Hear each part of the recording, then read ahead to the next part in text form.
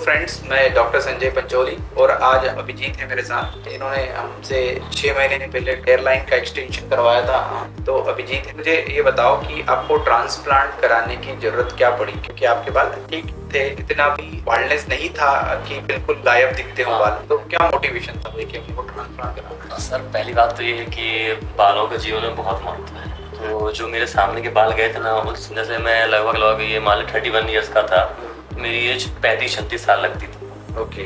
और बिल्कुल कॉन्फिडेंस बिल्कुल खत्म हो गया था। जैसे किसी शादी में या अपने फ्रेंड की पार्टी में अगर फोटो सेशन हो रहा है तो अपन पीछे हो जाते थे, क्योंकि अपन को उतना कॉन्फिडेंस था ही नहीं कि यार अपन फोटो खिंचवा लें, उसके बाद 4 लोग देखेंगे। तो बड़ा बहुत अपने खुद को अंदर से बहुत बुरा लगता था। इसलिए मैंने खुद के लिए मतलब दूसरों के लिए नहीं, खुद के लिए। Very good. किन्होंने मोटिवेट और किन्होंने रेफरेंस दिया तुमको कि सर के यहाँ जाओ इंदौर और री-हेयर स्किन सेंटर पे ट्रांसप्लांट का कंसल्टेशन लो? मैं करेली में रहता हूँ, तो करेली नरसिंहपुर के लगभग 5 से 8 लोग जिसको मैं जानता हूँ, उनने यहाँ पे ट्रांसप्लांट कराया। तो सजेशन उन्होंने दिया कि आप भैया संजय पंचोली सर हैं, हमने कराया है और आप उनके पास जाइए। तो और उनके जो रिजल्ट मैंने देखे तो मतलब बहुत अच्छे रिजल्ट थे उनके। मतलब लगभग किसी के तो 40 साल थी और उसके बाद रिजल्ट उनके बहुत अच्छे थे। तो उन्होंने सजेस्ट किया कि आप यहाँ जाइए, तो उनके थ्रू मैं यहाँ आया और मुझे देखिए, आप देख सकते हैं कि इतने बेहतर रिजल्ट मिले। ये एक हेयरलाइन का एक्सटेंशन हमने किया था इनको, लाइक हेयरलाइन को 2.5 से 3 सेंटीमीटर आगे बढ़ाइए। हाँ।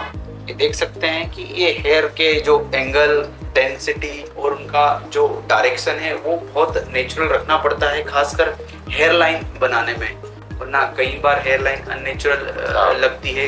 तो हमारी कोशिश ये होती है कि हम नेचुरल हेयरलाइन बनाने की कोशिश करें, जिससे कि हेयर ट्रांसप्लांट का ज्यादा पता ना चले, क्योंकि हेयर ट्रांसप्लांट का सबसे ज्यादा प्रॉब्लम वो हेयरलाइन में ही आता है। कितना टाइम लगा, कैसा अनुभव था? जैसे आप आए 1 दिन पहले यहाँ पर, मुझसे कंसल्ट किया और पूरा प्रोसीजर में कुछ खास तनाव वाला पल आपको महसूस हुआ हो, या कोई ऐसी चीज जिसमें डर हो या कॉन्फिडेंस हो, कुछ भी हो, बताओ।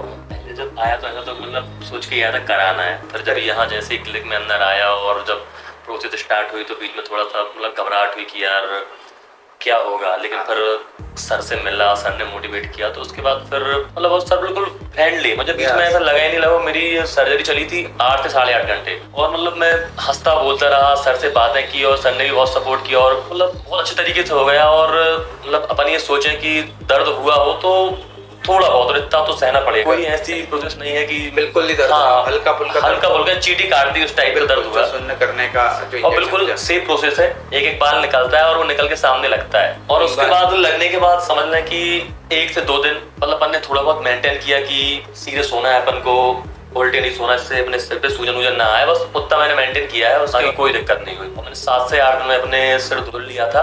सारी एक्टिविटी नॉर्मल, ना खान पान का परहेज, कुछ परहेज नहीं, धूल धूप, और मैं सब में जा रहा हूँ। आप देख सकते हैं 7-8 महीने हो गए, कोई दिक्कत नहीं। ना खान पान का परहेज हमें करना पड़ता है, ना हमारी जो डेली एक्टिविटीज में कोई रिस्ट्रिक्शन या कोई बंधन आता है। जो भी हमारी कार्य क्रिया है वो सारे रूटीनली फॉलो कर सकते हैं। किसी बेड रेस्ट की जरूरत नहीं पड़ती। और ऐसा भी नहीं कि कहीं आप जा नहीं सकते। आप 3 से 4 दिन तक सर्जिकल केप लगा के जहाँ चाहे वहाँ घूम सकते हैं आराम से। थोड़े बहुत जो एडवाइजरी है या जो इंस्ट्रक्शंस देते हैं क्लिनिक वाले, फॉलो करें, मेडिसिन ले और you can enjoy the whole process. अब ट्रांसप्लांट के रिजल्ट आ गए, बाल भी अच्छे दिख रहे हैं, आपके डेंस हैं। इसके बाद क्या ध्यान रखना होता है? इसके बाद का प्रोसेस कई बार हम भूल जाते हैं। लाइक हमसे एक बार पेशेंट ट्रांसप्लांट करा के चले जाते हैं, बहुत खुश हो जाते हैं, रिजल्ट भी अच्छे आ जाते हैं। उसके बाद कुछ चीजें होती हैं जो हम बोलते हैं कि आप प्लीज आइए और जो बचे हुए बालों के लिए दवाइयां हैं वो चालू रखें। अन्यथा क्या होगा कि पीछे के सारे बाल पतले हो जाएंगे। तो ये जो सामने का लुक है वो इतना अच्छा नहीं दिखेगा, पीछे जो खाली हो जाएगा तो हमें इनकी डेंसिटी बहुत प्रभावित हो जाती है। क्योंकि जो सपोर्ट है, ये जो सामने वाले बालों को सपोर्ट दे रहे हैं, चले जाएंगे तो खाली दिखेगा वो, तो फिर आपका रिजल्ट खराब होने लगता है। ऐसा 4-5 साल 6 साल बाद बहुत लोगों के साथ होता है, वेरी वेरी कॉमन। तो लोगों के लिए एक मैसेज आप जो देना चाहेंगे बचे हुए बालों के लिए?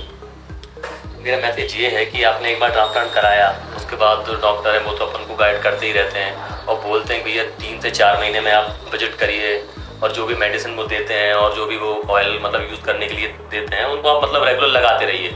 ऐसा नहीं कि पहले रेगुलर ले रहे हैं उसके बाद हफ्ते में आपने 3 दिन कर लिया, फिर 2 दिन कर लिया। अगर आप ऐसा नहीं करेंगे, जैसे मैंने 4 महीने मैंने रेगुलर लिया, उसके बाद 1 महीने मैंने बंद करके देखा तो थोड़े थोड़े मतलब 8-10 बाल मेरे झड़ना स्टार्ट हो गए।